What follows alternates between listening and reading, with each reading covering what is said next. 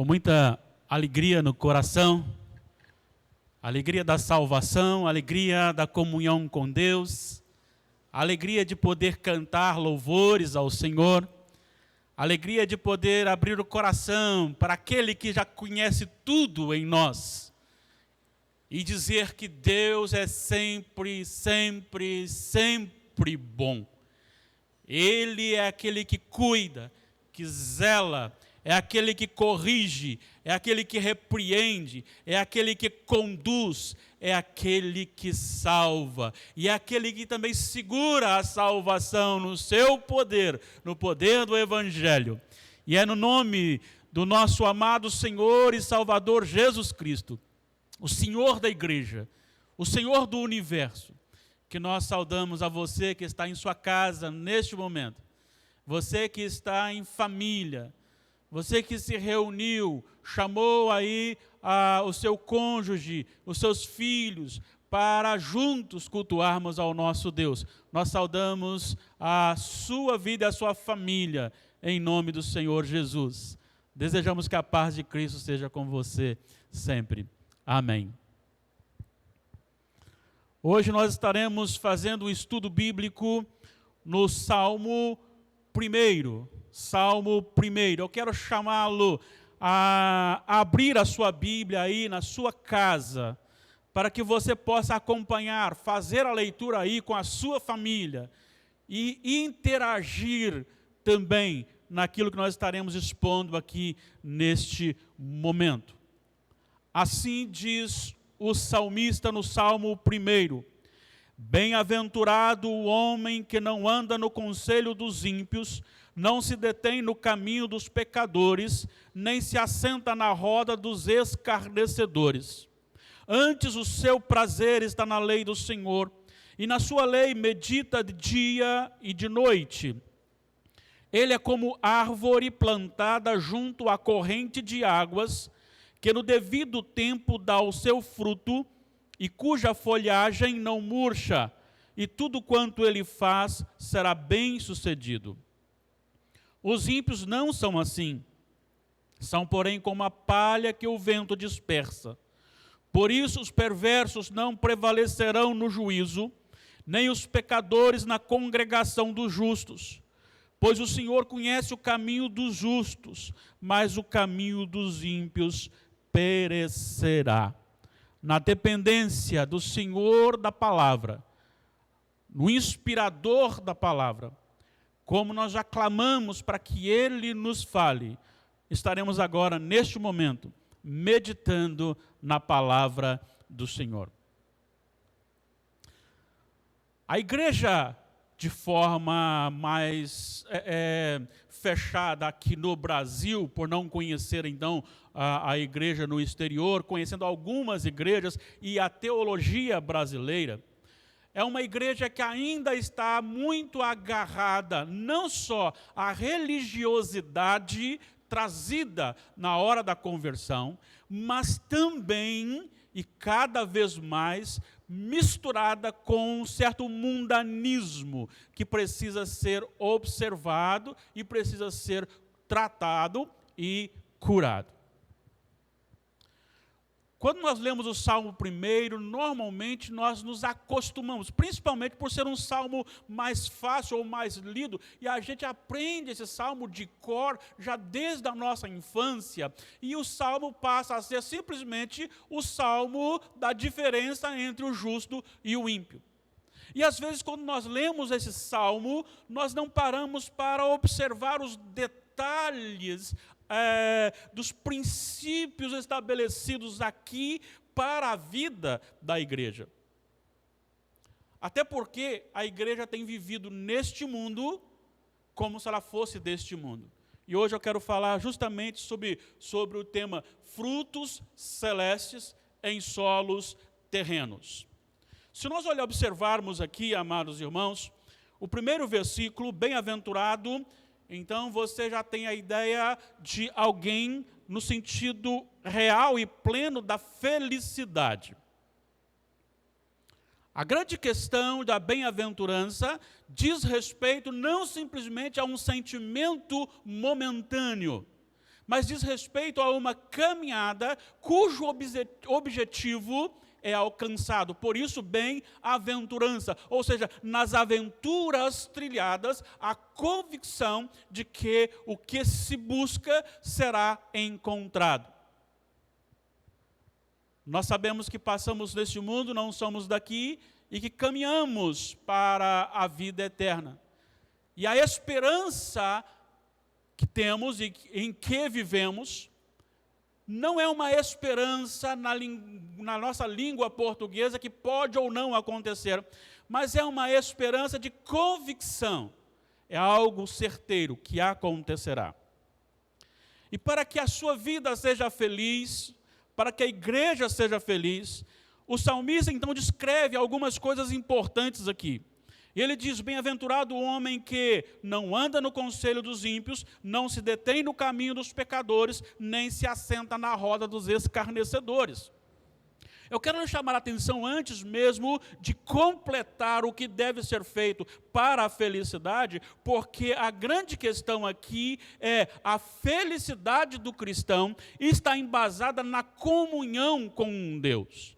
Mas para se ter comunhão com Deus, a primeira coisa é que você é extinguido, é tirado, é separado dos princípios e valores deste mundo.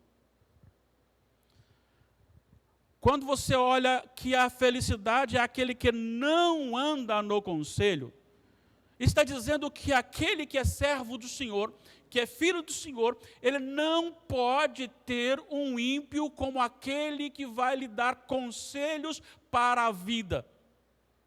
E daí então é uma coisa bastante séria, é aquele que não busca a opinião daquele que não teme a Deus. Porque aquele que não teme a Deus, a sua opinião, a sua vida, os seus princípios são totalmente contrários à palavra de Deus. Se nós observarmos o que o mundo diz, o que ele prega sobre os princípios cristãos, vão totalmente contrário a tudo aquilo que a Bíblia diz que é ou que são os princípios cristãos. Vamos destacar algumas coisinhas aqui para a gente entender. Por exemplo, como que o mundo diz, ou o que o mundo diz da sua pessoa ou da minha pessoa? Basta você visitar um consultório que trabalha as emoções de uma pessoa não cristã e ela vai dizer: você é um vencedor, você é muito bom, você nasceu para brilhar, você não pode ser rebaixar, você precisa ser liderança, você precisa ser cabeça, você é bom. Livros que eles receitam, filmes que eles receitam, tudo tem a ver com alguém que por si mesmo se tornou vencedor. O que a palavra de Deus nos diz é que o homem não é nada sem a graça de Deus. Que o homem não tem nada em si, como o nosso próprio irmão, Diácono Rafael, citou aqui na parte dos cânticos, quando ele disse que todas as nossas ações para Deus, sem a motivação de Deus na nossa vida, não passa de trapo de imundície.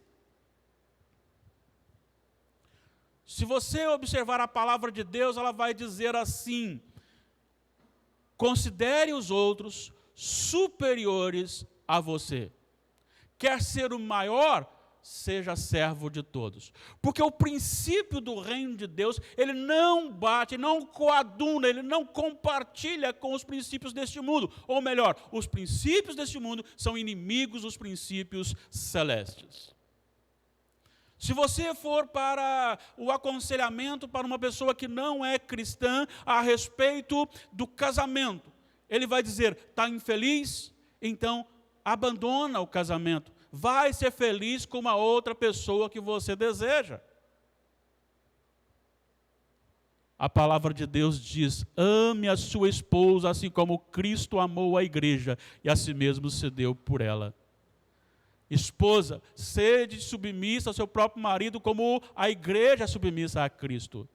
E o Senhor Jesus disse: o que Deus uniu, não separe o homem.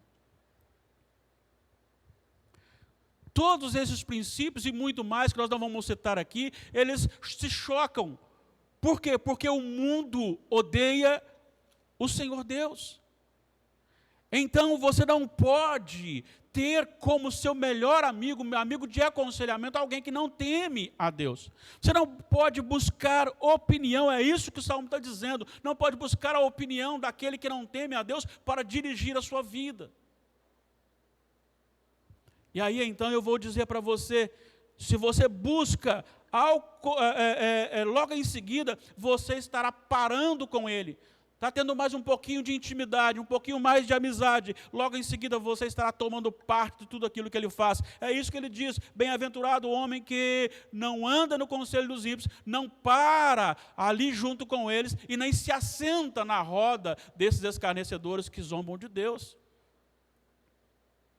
Veja bem, e eu quero lhe chamar a atenção para uma coisa. Se você está sentindo mais prazer, mais alegria na amizade de pessoas que não temem a Deus do que com pessoas que temem a Deus, tem alguma coisa errada com a sua vida e você precisa estar atento a isto. Mas o salmista vai dizer que para ter a verdadeira felicidade não basta ser alguém religioso. Não basta você ir para um local e ficar sozinho nesse local e não se misturar com as coisas aparentemente erradas. Não basta você ser um santarrão, não basta você ser aquele que não tem contato com ninguém. Mas o texto continua afirmando o seguinte: então, bem-aventurado aquele que não anda no conselho dos ímpios, não se detém no caminho dos pecadores, nem se assenta na roda dos escarnecedores. Antes, ou seja, é uma continuação, é uma continuidade. Para ser feliz não basta não fazer coisas, não é também fazer coisas. A felicidade verdadeira está na plena comunhão com o Senhor. Porque ele diz, não toma o conselho, não para com esses amigos, não se assenta com os escarnecedores. Antes, o seu prazer está na lei do Senhor, e na sua lei medita de dia e de noite. É bastante estranho observar hoje a maneira como a igreja tem lidado com a Bíblia. E graças a Deus, porque nos últimos dias, nos últimos meses, nos últimos anos, tem havido como se fosse um avivamento, quando muitos jovens, adolescentes, crianças e também adultos estão voltando para as Sagradas Escrituras, amando exposições bíblicas, amando leitura da Palavra de Deus, amando boas letras que exaltam a Deus e não ao homem. Mas nós passamos um período de sequidão. Nós passamos um período em que a igreja não estava gostando de leitura bíblica, de sermão pregado. Mas aqui vai dizer que para você ser feliz, além de você não ter contato íntimo com os inimigos de Deus, você precisa ter contato íntimo com o Senhor, em ter prazer na lei, nos mandamentos de Deus, e meditar neles de dia e de noite. Eu quero lhe chamar a atenção para essas duas coisas. Primeiro, ter prazer na lei do Senhor. A lei do Senhor, sem a graça de Deus, é algo pesado, é um fardo pesado, é algo que não dá para o homem realizar. E por isso, então, perde-se o prazer. Já percebeu que muitas vezes nós herdamos de religiões anteriores a necessidade de fazer alguma coisa para ter alguma coisa? E isto é pesado. Isto é pesado. Quantas vezes pessoas têm incerteza com respeito à sua salvação, porque diz o seguinte: olha, eu não sei se eu vou para o céu, querer eu quero, se eu morrer hoje tudo bem, mas amanhã eu não sei, porque amanhã eu posso pecar e morrer. Isso é porque as pessoas estão ligadas naquilo que elas fazem. E quando você está ligado naquilo que você faz, você estuda a Bíblia, você olha os mandamentos de Deus, você não tem prazer nos mandamentos de Deus, você tem uma obrigação de guardar os mandamentos de Deus. Mas a felicidade não está aí, a felicidade está naquele que não anda, não para, não se assenta com os zombadores de Deus, mas que tem prazer nos mandamentos de Deus. Quando o Espírito Santo entra, abre os olhos do seu coração, você contempla a beleza, a santidade de Deus, a grandeza de Deus. Há um temor profundo no coração, sim, há um temor profundo, mas esse temor, ele não nos afasta de Deus, mas ele nos aproxima de Deus. E quando nos aproxima do Senhor, nós então observamos e amamos a lindeza, a beleza, a santidade, a perfeição do Senhor e da sua vontade. É por isso que o apóstolo Paulo disse: não vos conformeis com este século, mas transformai-vos pela renovação da vossa mente, para que experimenteis qual seja a boa, agradável e perfeita vontade de Deus. Somente aquele que tem prazer na lei do Senhor é aquele que tem prazer na vontade do Senhor. É aquele que ama aquilo que Deus ordena. Mas ele também diz que este que tem prazer na lei do Senhor, medita nela de dia e de noite. Isso quer dizer que a palavra de Deus se torna senhora do coração deste homem, desta mulher, deste ser humano. Em que agora ele não precisa, as suas decisões não são tomadas pelo conselho de pessoas que odeiam a Deus, mas os princípios da palavra direcionam todas as suas atitudes. É por isso que essa intimidade com Deus, ela é essencial para a sua vida. Não basta não tomar conselho com os ímpios, não basta não parar com eles, não basta não se assentar com eles, mas é necessário que você mergulhe toda a sua vida, tudo que você tem, tudo que você é nesta comunhão com Deus. Quem tem essa intimidade com Deus tem a verdadeira felicidade, tem a verdadeira alegria. Agora ele vai dizer a respeito do que o que acontece com aquele que ama a lei de Deus e que medita nela de dia e de noite. Porque quem ama a palavra de Deus e quem nela medita de dia e de noite, ele não seguirá, pedirá, parará e seguirá o conselho daqueles que não amam a Deus. O que ele diz então no versículo 3?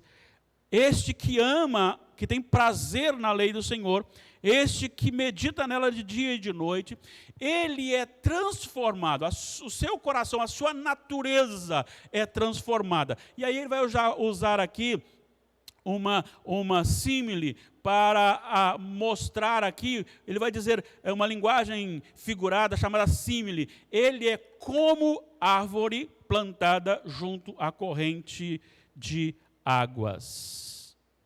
Preste atenção. Quem milita principalmente no campo sabe do que eu estou falando. Se você tem um riacho, um pequeno rio, e passa-se longo período de sequidão, aquelas árvores, plantas que estão distantes do leito do riacho, cujas raízes não são profundas para também beber da água subsolo, elas murcham, elas secam e muitas morrem. Mas aquela árvore, ou que tem raiz profunda para beber da água do subsolo, ou que está plantada à margem do riacho, ela permanece com vida. O que o salmista está dizendo aqui é que aquele que está no Senhor Jesus, aquele que ama a Deus, a palavra de Deus, e nela medita de dia e de noite, ele é alguém que tem sempre vida em meio a todas as adversidades da vida. Por maior tempo que possa ser a sequidão do estio, mas aquele que está no Senhor, ele permanece com vida, ele permanece com folhas vivas, verdes, que nem às vezes murcham. porque ele está na fonte. E o próprio Senhor Jesus disse que ele é a água viva. Ele é a água viva. Não somente ele é uma pessoa viva, mas ele vai dizer também aqui que é uma pessoa frutífera. E não são frutos fora de tempo, são frutos no devido tempo. É uma pessoa que produz frutos. Isso que ele diz. É como árvore plantada junto à corrente de águas, que no devido tempo dá o seu fruto. Deixa eu falar uma coisa para você. Eu já disse que Jesus é a fonte da água da vida. Ele é a água viva para a nossa vida. E aqui está falando de frutos. E se você olhar João capítulo 15, você encontrará lá Jesus dizendo que ele é a videira, o Pai é o agricultor e os discípulos, nós, filhos, somos ramos. E que fora desta videira não tem como produzir. Eu só posso frutificar se eu estiver na videira, que é a fonte da água da vida, que me faz produzir como uma árvore plantada junto à água, junto a um rio, junto a correntes de águas. O frutificar em Jesus é ainda algo que se estende. Olha o que ele diz aqui. Ele vai falar sobre a folhagem não murcha, nós já falamos sobre vida, e tudo quanto ele faz será bem sucedido. Sabe o que eu posso aplicar aqui? Eu posso aplicar aqui, não que você receberá habilidades, você vai comprar uma coisa que ele vai supervalorizar, o seu carro nunca vai estragar. Não, não é isso. Eu estou dizendo aqui, alguém que produz fruto do Espírito, este alguém sempre será próspero, até mesmo na questão do último dia da sua vida, quando então ele será recebido, porque ele não frutifica de si mesmo, ele frutifica de Jesus, que é a água viva que desceu do céu. Então você tem vida que não murcha, você tem a frutificação e você tem a continuidade com convicção dessa produção. Ou seja, o final, quando então estaremos para sempre com o Senhor. Agora ele vai falar uma coisa muito importante. Os ímpios não são assim. Ele disse: aquele que não anda no conselho dos ímpios, não se detém no caminho dos pecadores, nem se assenta na roda dos escarnecedores. Antes, ao invés de fazer isso, ele tem prazer na lei do Senhor e medita nesta lei. Ele é como árvore plantada junto à corrente de águas, que no devido tempo dá o seu fruto e cuja folhagem não murcha. No entanto, os ímpios não são assim. Está lembrado da questão, tudo quanto ele faz será bem sucedido? Convicção? Pois bem, os ímpios são como a palha que o vento dispersa. Não sabem para onde vão, nem quando irão. São simplesmente tocados pelo vento. Mas veja bem o juízo apresentado aqui. Olha só o versículo 5. Os perversos não prevalecerão no juízo. Sabe, eu olho hoje para o Brasil e vejo uma torrente gigantesca de imoralidade, de corrupção, de cada vez mais uma perseguição contra o nosso Deus, tirando e tentando tirar os princípios dos valores do reino de Deus plantados na terra. Eu vejo aqui hoje acontecendo aqui o que está no Salmo 2, porque aqui o Salmo 2 diz: porque se enfurecem os gentios e os povos imaginam coisas vãs, irmãs, os reis da terra se levantam, ou seja, todas as autoridades, e no Brasil não é diferente. E os príncipes conspiram contra o Senhor e contra o seu ungido, dizendo: rompamos os seus laços e sacudamos de nós as suas algemas. O povo de Deus já foi chamado de desgraçado, o povo de Deus já foi chamado de peste, o povo de Deus já foi chamado por retrógrado, o povo de Deus já foi chamado de imbecis por acreditar num livro que, segundo quem estava dizendo, não tem sentido nenhum. E ele diz: precisamos, chegou a usar a expressão, se for necessário pegar até em armas, nós precisamos tirar essa ideia judaico-cristã do Brasil. É isso que está no Salmo 2. Mas olha só o que diz o Salmo 2. Ri-se aquele que habita nos céus, o Senhor zomba deles. Na sua ira seu tempo lhes há de falar, e no seu furor os confundirá. E o que ele está dizendo aqui é que os perversos não prevalecerão no juízo. Hoje, eles estão aí, inclusive recebendo as bênçãos de Deus. Eles recebem a chuva, eles recebem o sol. É Deus que sustenta os empregos deles. É Deus que lhes dá comida. É Deus que lhes dá saúde. É Deus que mantém a vida deles. E eles ainda continuam se rebelando contra o Senhor, contra o ungido do Senhor, que é Jesus, e contra a igreja do Senhor. No entanto, isso não durará para sempre. Nós gostamos muito daquele texto de Lamentações 3, que vai dizer: as misericórdias do Senhor são a causa de não sermos consumidos. Elas se renovam como se elas fossem eternas. Elas só serão eternas, ou melhor, só são eternas para os filhos de Deus. Mas para os ímpios ela terá fim no dia do julgamento. Os perversos não prevalecerão no juízo. Naquele dia, todas as suas obras serão expostas, e eles serão condenados pelas suas próprias palavras, pelas suas próprias ações. Diz o Senhor Jesus em Apocalipse capítulo 20, versículo 11, um grande trono aparece. E aí a partir do versículo 11, 12, 13 e 14, nós encontramos ali livros onde estão registrados todas as coisas. E cada um será julgado segundo a sua própria obra. E todo aquele que não já for achado em Jesus, esse não prevalecerá no juízo.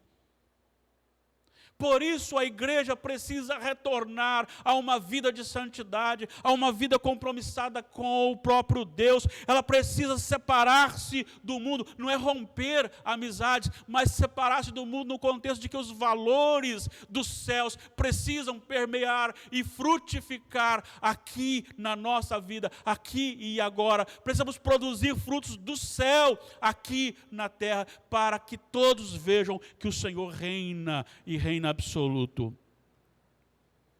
Os perversos não prevalecerão no juízo. Eles receberão a condenação.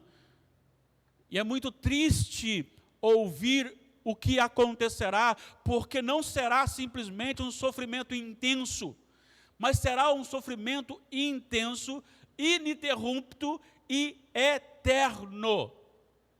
Por isso, hoje é o dia do seu acerto com o Senhor Jesus.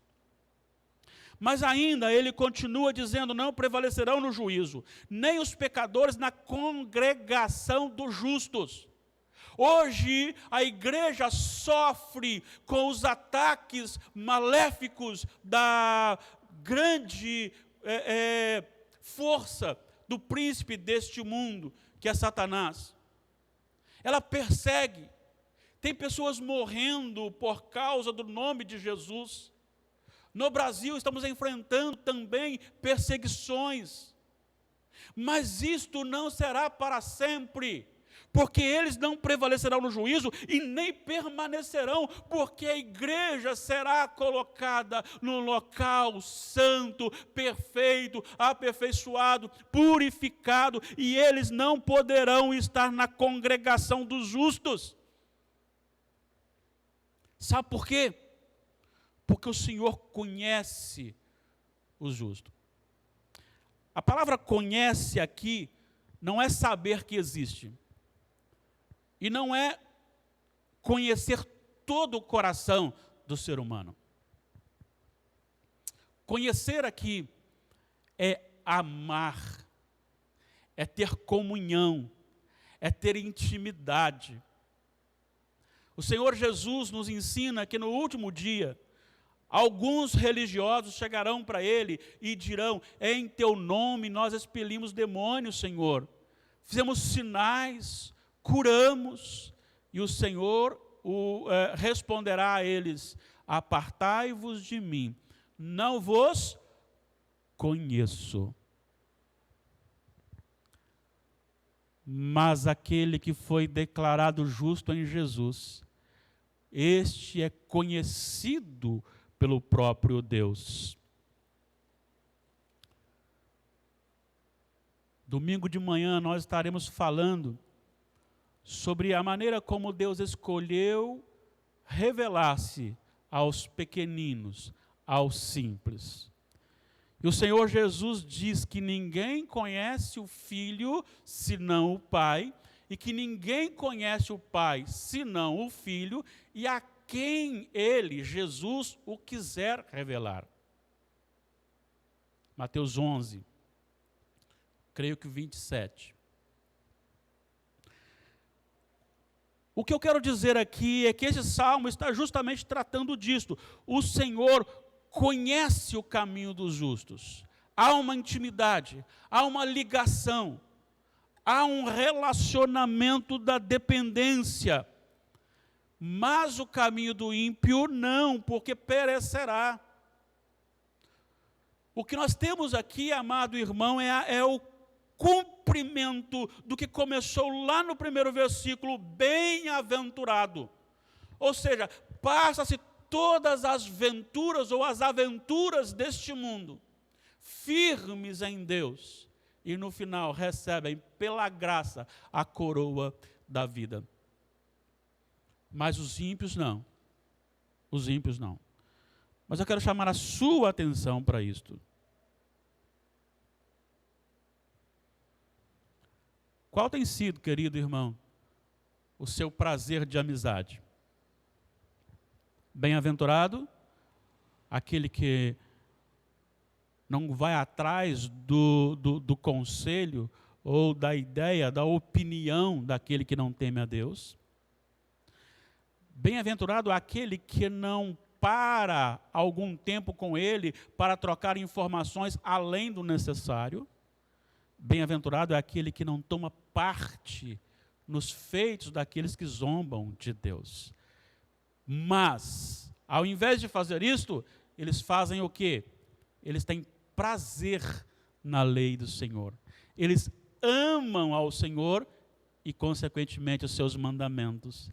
Ele ama aquilo que Deus ordena porque ele sabe que é bom, que é perfeito. Não só amam, mas eles se alimentam destes mandamentos, das doutrinas santas do Evangelho. E aí ele está em casa, ele leu a palavra, e ele vai sair, e quando tem um momento ele está pensando naquilo que é a lei do Senhor, no que Deus fez, no amor de Deus para com ele. Ele vai dormir e de repente ele começa a pensar no texto que ele leu durante o dia, ele está meditando e ele está se alimentando disso. Automaticamente ele será alguém com vida, ninguém poderá derrotá-lo, nem mesmo as adversidades da sequidão, porque ele é como uma árvore plantada junto à corrente de águas. A sua folha não murcha, ele é frutífero, e os seus frutos são reais, verdadeiros, e ele não tem um final, ele não vai ser sucumbido na caminhada. Porque ainda que ele caia, esses mandamentos do Senhor, a vida do Senhor, a comunhão com o Senhor, o levanta e o conduz.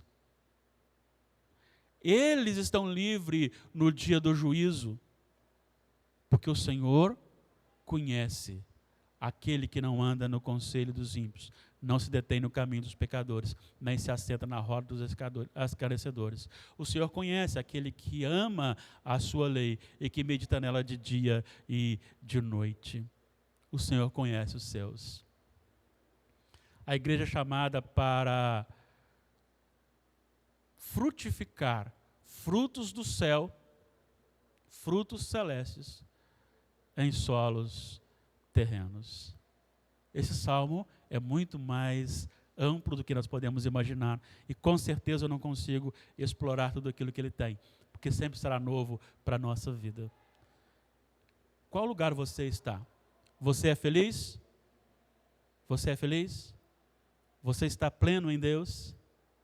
Bom, se você está pleno em Deus, significa que você tem mais prazer com o povo de Deus do que com o povo ímpio. Em segundo lugar, você tem muito prazer em Deus e nos seus mandamentos. Em terceiro lugar, você, que é bem feliz no Senhor, você manifesta isso naquilo que você produz como caráter transformado. E aí você tem a segurança de que o juízo não o levará para a condenação, porque o Senhor conhece o seu caminho. Mas do ímpio, não. Do ímpio, ele será sim condenado, separado do povo de Deus.